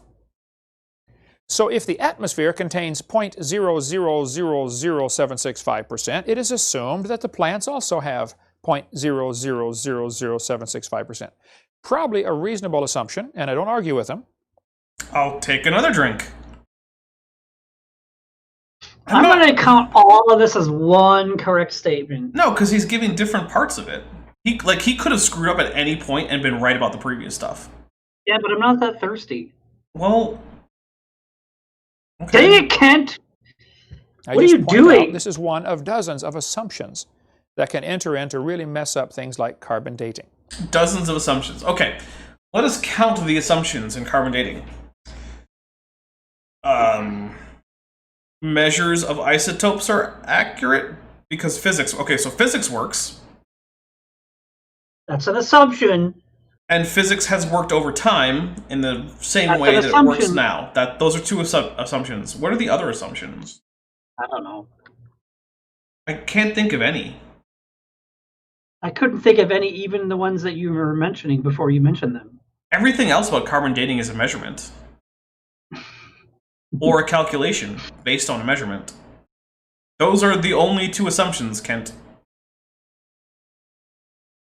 I guess we can go with the assumption that no, because we check on this. I'm going to say an assumption could be that, the organism hasn't been eating a particularly carbon-14 depleted sources of carbon. But no, that's a thing that's been checked on because we know of carbon reservoirs, so that's not even it. We measure, based on things like dendrochronology and ice cores, the atmospheric carbon-14 content, so we can calibrate our carbon-14 curves, because that hasn't been constant over time. We know that because we've measured it. I think he's setting up premises, and then he's going to come up with a conclusion where the conclusion does not follow the premises. Or his final premise will be just quite wrong. Probably. All right, let's see what happens. Oh. Yeah. So probably you have 0.0000765% carbon in you because you've been eating these plants or you've been eating the animals. No, you mean carbon-14. Yeah, everyone is much more than that carbon, but okay. Animals that be in the plants. I know So what he's probably, trying to say. Yeah, it was just a, you know what, I misspeak too. Yeah. He misspoke, and he's doing all this live. He'll have some misspeakings. All right, fair enough. I try to be fair to Kent. It's not like I have to do it much. Like, he's awful, so... Okay. I mean, we're literally nitpicking every word he says Yeah, no, on this show, and You're right. There's a point where it's like, Yeah. he's gonna forget the number 14 in his words. That is completely fair. That's completely fair. All right, Kent, good job. I'm not going to count this as a screw up. It's just a small misstep on your live, probably extemporaneous speech. Okay. all balanced in nature. When the plant or animal dies, it stops eating, stops taking in more C14. It stops breathing. Okay? Now, whatever it had is going to decay. It was decaying while it was alive, but now there's nothing to replace it. So what they do is they compare the amount of C14 in the fossil with the amount in the atmosphere and say, wow, this fossil's only got half as much. Therefore, it's been dead for one half-life, 5,700 years. Because it continues to decay after it died, but now it can't be replaced. So while it was alive, it should have had about 0.0000765%. If it's only got 0.0003825%, it's been dead for one half-life, or two half-lives, or three half-lives, etc. In theory, it never goes to zero. But for practical purposes, you can't measure beyond a certain amount. You know, you're going to run out of stuff to measure. It goes from a half to a fourth to an eighth to a 16th to not enough to measure. Great article came out from Institute. I mean, again, he's broadly right there. Okay, I'll take a drink. For Creation Research, they're the ones that did the RATE project, ICR.org. They said, with their short 5,700-year half-life, no carbon-14 atoms should exist in any carbon older than 250,000 years. It should all be gone. Yet it's proven impossible to find any natural source of carbon below the Ice Age that does not contain significant amounts of carbon-14. Even though such strata are supposed to be millions or billions of years old, Conventional carbon-14 laboratories have been aware of this anomaly since early 80s and have striven to eliminate it and are unable to account for it. Lately, the world's best such laboratory, which has learned during 2 decades of low C14 measurements how not to contaminate specimens externally. Under contract to creationists, they confirmed such observations for coal samples and even for a dozen diamonds. All right, so carbon-14 can be found in coal and diamonds. Now, how did carbon-14 get created according to Kent, Ben? Do you remember that? He said something about the sunlight and the atmosphere, and then plants, and then animals. But the part about how the carbon-14 gets here, which he was right about. How does carbon-14 get into the atmosphere? You remember that one? Why don't you explain for the audience? Because you don't remember? Apparently not. That's all right. So, when certain nuclear interactions happen between certain relatively high energy photons and nitrogen atoms, it can produce carbon-14 as a result of... Yeah. Oh, yeah. Yeah. So... There's a lot of nitrogen in the atmosphere. There's a lot of nitrogen, yeah. But here's one of the things, though. Did you know that both carbon and coal contain nitrogen impurities? What? Yeah, and they're both underground. And what keeps the core of the Earth so hot? Radiation! It is! So would you predict that nitrogen impurities in coal and in diamonds might sometimes produce carbon-14 due to their relatively high radiation environment? No, because there's no radiation under the Earth. It Yeah. only happens in the atmosphere. Exactly. Or when radiation hits the sun, and then it makes carbon-14 on Earth. Oh, and Kent Hovind's cellmate says for $5 US, a correct-ish statement about carbon-14 by Hovind, that's as common as an honest politician riding a unicorn with a leprechaun in his pocket. Yeah, basically. Is that what Vermin Supreme does? Because he might get my vote if he does that. I mean, since the options are creepy Uncle Joe and Trump, I mean, Vermin Supreme is not a bad option, but I don't... Look, if you're going to wear a boot on your head, at least you're being honest about who you are. And 9 neckties. That I don't remember, but I need to see that in the White House so bad. All right, here we go. I mean, it probably can't be worse than the actual options. I think what that means. The textbooks will tell you coal formed 250 million years ago in the Carboniferous era. And yet when they test coal, it still has carbon-14. No, you mean it now has carbon-14, because it has subsequently formed. Because nitrogen impurities are a known thing, Kent. That's a thing. That's not an assumption either. You can check on that. How is that possible? If all the carbon-14 atoms would have disappeared in, say, 30, 40, 50,000 years, why would there still be carbon-14 atoms in coal? I got an idea. Wait a minute, we actually have a few people in chat saying that they might vote for Vermin Supreme. Hey, you know what? I don't normally talk about politics, but hey, I'm just going to say it. Vermin Supreme for president 2020. Get out the vote. Go vote for a free... Get your free ponies. Get your free ponies. I'm just going to say it. I want every American... Vote for Aaron Rock for president. I could vote for Dapper Dano for president. They let you write in who you want to vote for. That's true. I've done that before. That's true. It didn't work. Paul did not get elected. Your write-in candidate didn't get elected? Shocker. No, I know. So hashtag not your president for the past, like, what, 3 presidents? I think I did vote for George Bush. Uh-oh. Oh. Well, to be fair, he was more likely to give you a raise at the time. Look, I was young and conservative, and I really liked him, and I did not like in the military? It was before I joined. Oh, okay. Yeah. All right, fair enough. Here we go. It's not 250,000 years old? Ooh, boy, they don't like that answer. They'll keep searching until they find another answer, because they don't like that one for sure. And diamonds, which they say, form millions and millions. Oh, and we have a Eric the Tyrannoceratops super chat. $4.99. Would anybody? I can't talk. Would anybody be willing to make an intro for my new channel? A friend of mine is going to do the character design for my new channel. So yeah, let Eric know if you can do that. And Eric, I'll contribute the music if you want to use some copper magma. There you go. Just let me know. We could talk privately if you want, and I'll just let you use it. I may be able to help out some there too.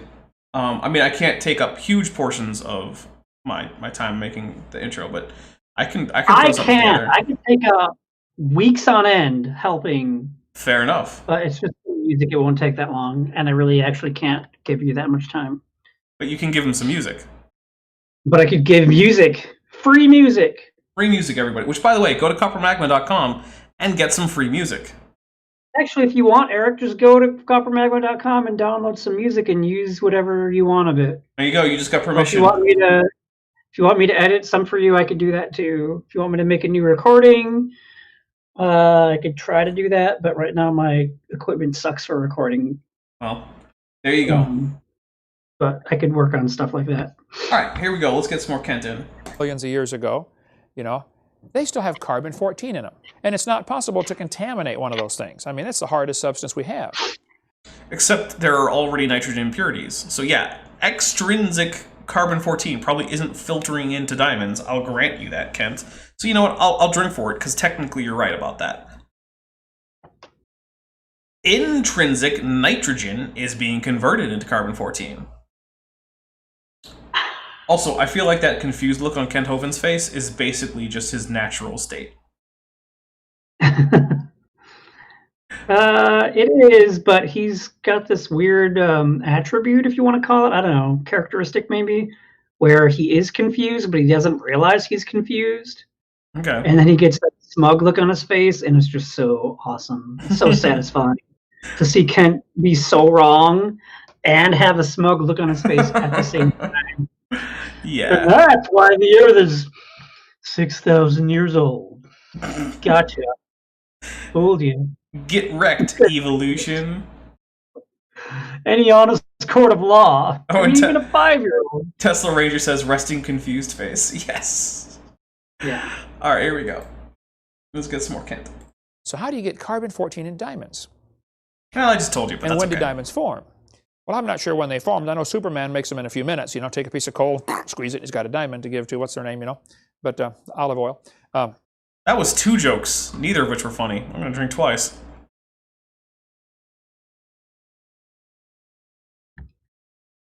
All right, here we go.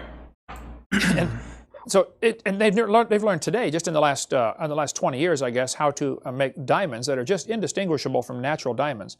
High pressure. They're not indistinguishable, Kent. That's why jewelers distinguish them repeatedly.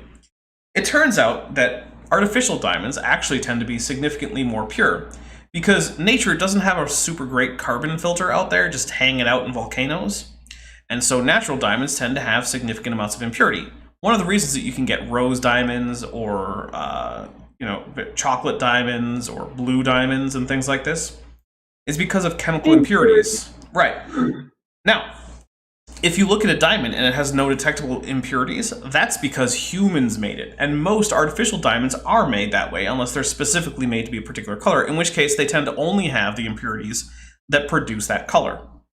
It's actually fairly trivial for someone who knows what they're doing, which, by the way, isn't me, right? But an actual jeweler can, in a fairly short time, tell you very reliably whether or not your diamond is natural or artificial.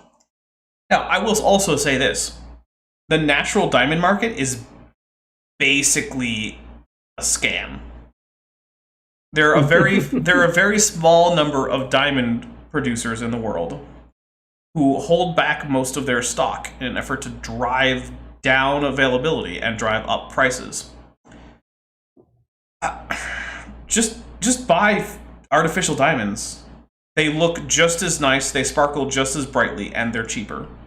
The only reason to prefer natural diamonds is because you want to spend more money than you should.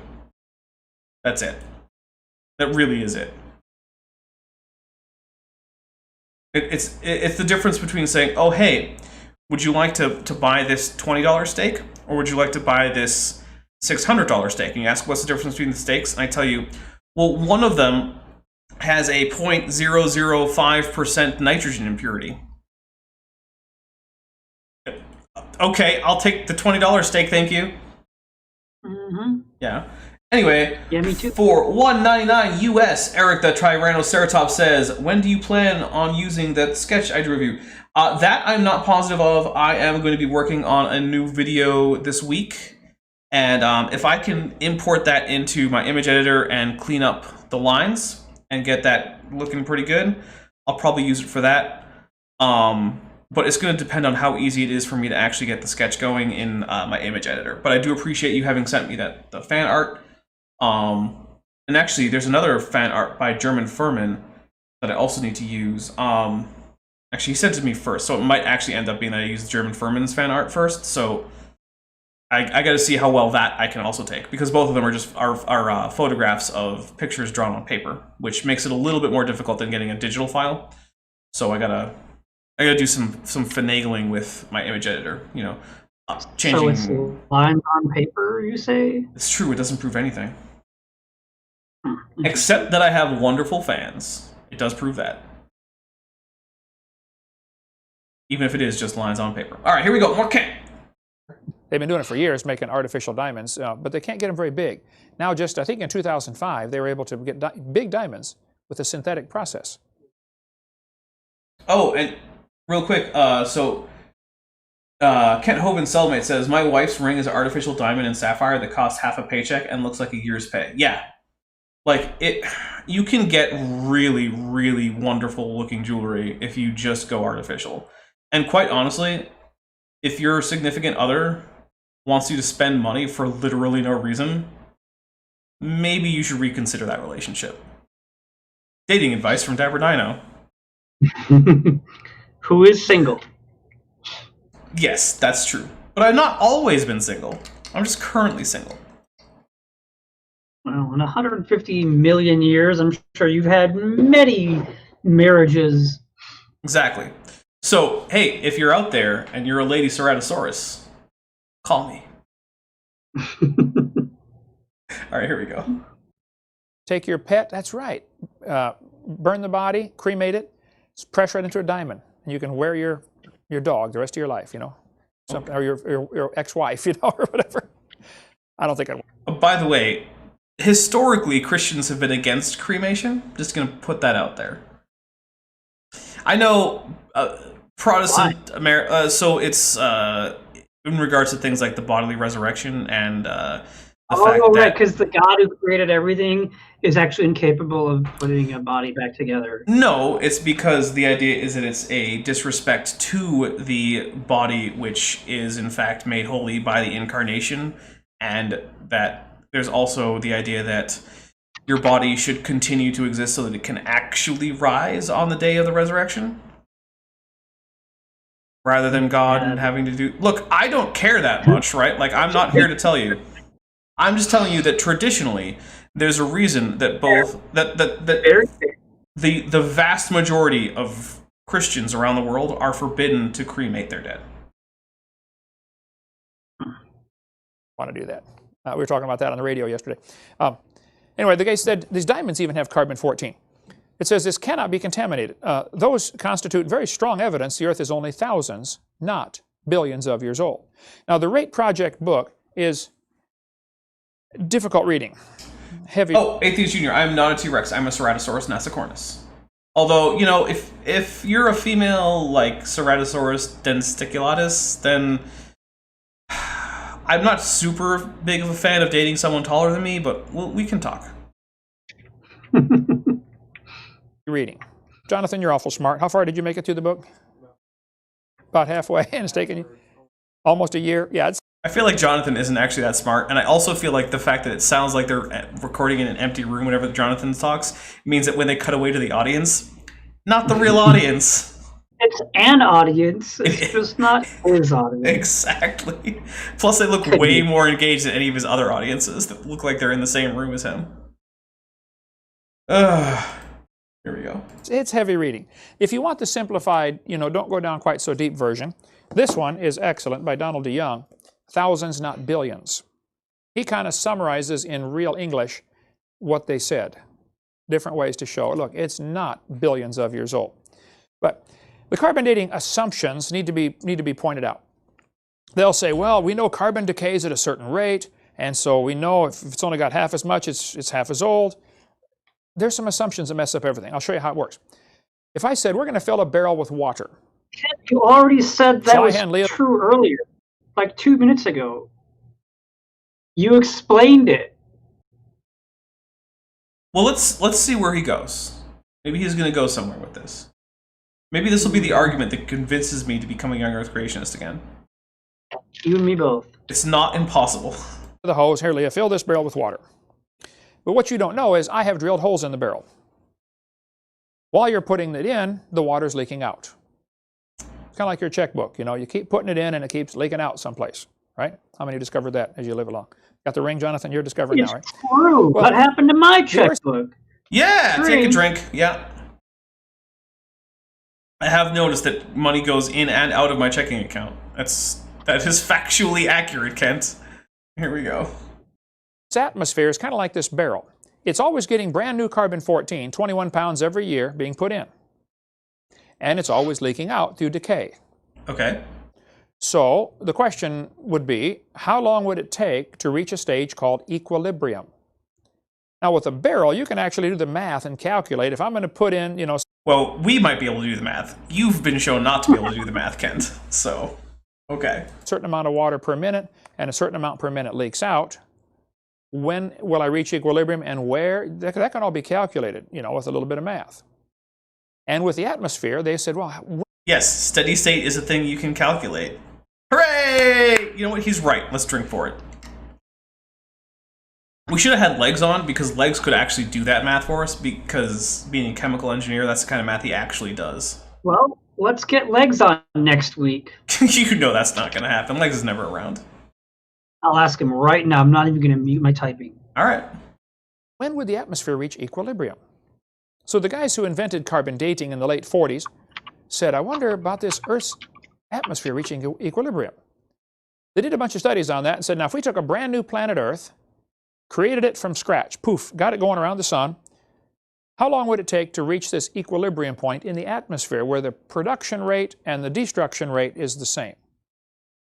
And they determined it would take about 30,000 years to reach equilibrium. I'm not sure how they did all that. You could probably see some of the rate scientists. Yeah, you could do the math. Kent just doesn't know how. Okay, got it.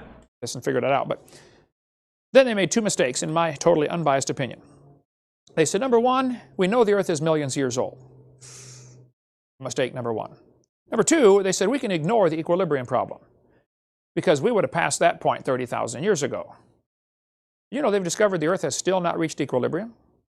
Radiocarbon is still forming 30 to 40% faster than it's decaying.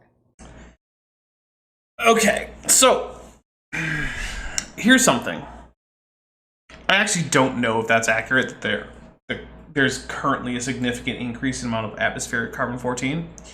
However, there's a reason that carbon-14 dating is calibrated on the basis of other dating methods, such as dendrochronology. There's another one, I can't remember his name, but it has to do with like photon resonance or something. I wish I could remember it. Vice Rhino has a thing about dating methods. Go look at his video. Anyway, but dendrochronology, ice cores, things like that. And so we can actually tell what the equilibrium point was and how much carbon-14 was probably in the atmosphere at various times by just checking on things of known age that aren't known due to carbon-14. As a result, you can actually calculate a carbon-14 curve, and that is actually how it's done. It's not just assumed that there's this one equilibrium amount of carbon-14 that's always been in the atmosphere. We check. But Kent doesn't know that. Or refuses to know that. Now think about that. If radiocarbon is still forming faster than it's decaying, that means the Earth is less than 30,000 years old, number one. No. What that means is that there has been an increase in solar output of radiation over some amount of time that I don't remember what it is. Which, by the way, Kent accepts because he thinks the sun, or he says, which is apparently true, that the sun was dimmer in the past. But actually what the real problem is that, at least at the time of the speech, the increase was due to things like increases in solar activity, which were going on at the time. currently it seems that there's a decrease in solar activity, but whatever. That wasn't true when he gave the speech. Low. Yeah, that's true. That wasn't true when he was talking about this, though. Really low. Yeah, we're at a sort of historic solar minimum in terms of activity. But that was not true when Kent Hovind gave the speech. So. And number two, you can't carbon date anything. Because you'd have to know when it lived so that you could calculate when it lived. Well, that's stupid, so I'm going to drink for that. Remember that thing I said about some premises might be true and then some might be false and then the conclusion won't follow? Yeah. Yeah. I also remember that. All right, well, it is about 10 minutes before wrap-up time. So what I am going to do is do some channel news and stuff for people who haven't heard. So some of this is going to be stuff that we covered at the beginning of the stream. So if you've been here all, hour and 51 and a half or so minutes, then thank you, and I'm sorry that you're going to hear some repeat stuff. But Eric Vierthaler92, friend of the channel, who's been on several times and will almost certainly be on again, has had his channel suspended, allegedly for copyright, although, as I said earlier, I do not believe that he actually violated copyright, because nothing I've seen of his seemed like it wasn't in fair use. So, there's that. Real quick, I think that your link in the description is of a different channel than his preferred alternate channel. Oh, I just went to the channel that he linked to me on Facebook. Because that is what is it called? Eric Vierthaler 92, aka Eric Vierthaler, with 9 subscribers. But then he's got another channel, Eric the Triceratops, with 61 subs and a video. I'm editing that now. I'm sorry. That is what I saw in on Facebook. I didn't know that there had been a change since then, so my apologies. That has been changed in the description. I just subscribed, so yeah. Apologies about that. Go check out Eric the Triceratops. Not sure how that happened. I must have just missed something on Facebook or something. Yeah, so let's see. Other channel news. So, Saturday. Actually, I had to message Landon Kurt Knoll, but we have a scheduled show with Landon on Saturday. Not sure exactly what time it's going to be, but we're going to do astronomy news and stuff like that. So if you have any questions about astronomy, cosmology, life on other planets, what's up with Betelgeuse, I don't know, any of those questions, come on Saturday when I stream with Landon Kurt Knoll, because Landon Kurt Knoll is someone who does astronomy research. He also was like the youngest person to ever discover a new non-Mersenne prime number. He's written a very important code that is basically at the foundation of things like the internet. This guy is a bit of a polymath. He's certainly smarter than I am. Come check him out on Saturday. Thursday, I think it will probably be the first video of a new series. But I'm going to be working on another video about Katie, and if I finish it in enough time, that new Katie video is going to be out. And that's Katie Wells. So if you saw last Thursday's upload, you'll know who that is. Which, if you haven't, go watch it. It's rather amusing. He also has a video about what is a kind, and yeah, it might even be stupider than you think. It's kind of amazing. Nice. Yeah, it's rough. All right, so then of course next Tuesday there's going to be another Kent with Bent, presumably, unless something happens, in which case it will just be something else, like an Eric with Erica or something like that. It might be a Kent with Bent with legs. He's responding right now. Oh, all right. Am I going to get a Godzilla for this? Oh no, this is private. Oh, okay. So then next Thursday, it'll either be the Katie Wells video if it doesn't come out this Thursday, or it'll be the first episode of the new series if the Katie Wells does come out this Thursday.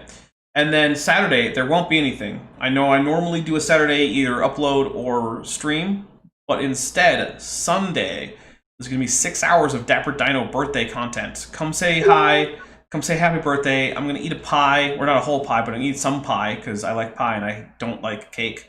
Might be cheesecake, which I consider to be a pie, but it'll, yeah. Anyway, so yeah, I hope all of you have a wonderful night. Again, Kent Hovind, if you want to toss him some Hawaiian shirts or a $22,000 grandfather clock. Or anything in between. Right, or anything between. Yeah, feel free. His Amazon wishlist is now linked in the description, as is mine. Most of my Amazon wishlist right now is stuff to get the army together, which is going to be, you know, stuff that I put on my alternate channel, and yeah. So yeah, I hope you guys can make it for Landon, my uploads, the next Count with Bent, and my birthday stream, because it's going to be fun. We're going to do 3 different streams over the course of 7 hours. It's going to be crazy. I'm going to be exhausted by the end of it, so yeah. Other than go visit coppermagma.com for free music. Bent, do you got anything you want to plug or anything? Just the Copper Magma, and Copper Magma, for those who might be interested in, is right now searching for a new drummer. Again, What we kind have of... a lead. We're going to be meeting Thursday night for the first time with this guy. Actually, the second time, because he did a tryout in the past. And we're going to try to get a lot of new music out very soon. So hopefully by the end of the year, we've got another 10, 12 songs out. Okay. With more to come. Because there's probably, 18 songs we have that we just need to get going with a full band. Everything's already written, so... and a lot of the stuff is pretty stinking cool. I'm really looking forward to it. Bose is probably the first one we're going to be working on. That's the theme song that Dapper Dino uses in his intros and outros. So. Awesome. Well, if you get a professionally recorded version, that is going to be the version that I use from now on. I mean, obviously, right? Yeah. Why wouldn't I? And Kent Hovind soundbite with you is going to be a part of it. So Awesome. Well, that would be another requirement. It would have to be that's in there. All right. Well, that's pretty cool. I think the only other thing I have is check out my alternate channel, Top Hats Off, because in probably a half hour, I'm going to be streaming Warhammer 40,000 Mechanicus, because Legs, our mutual friend from the Navy, got that for me as a sort of on a whim early birthday present, because it was on sale. So as a result, I am going to go play. I'm going to start a new game. We're going to go through the opening sequence and the tutorial bit, because I did play through the tutorial once, but I don't know that I really absorbed it, because I was pretty tired at the time, honestly. So, yeah. Show up on Top Hats Off in about a half hour or so, and I will be playing some Mechanicus. I'm going to use servitors to go around and punch Necrons in the face. And Leitalumo, you say that you might say there's going to be an eruption of music. There actually is a song I wrote called Copper Eruption. Nice. And yeah, so. And by the way, we do try on words with it, but yeah. In terms of the whole community Warhammer army, I'm still trying to convince Bent that he should get an all copper army, because there already is one that exists in the lore. So, yeah. Go harass Bent on Twitter about getting a Warhammer army. Don't do that. On Twitter with links. Drink for Godzilla. With links to Amazon, and I could add stuff to my wish list. There you go. So there you go. Oh, Lady, you know almost nothing about Warhammer? Yeah, definitely come check it out. I can go over some lore answer questions like that. But all right, we're at like less than 30 seconds to go until the 2 hour mark, and I like to cut them off just before the 2 hour mark. So Kent Hovind and I will still be on probably in a half hour or so. Come say hi. Bye.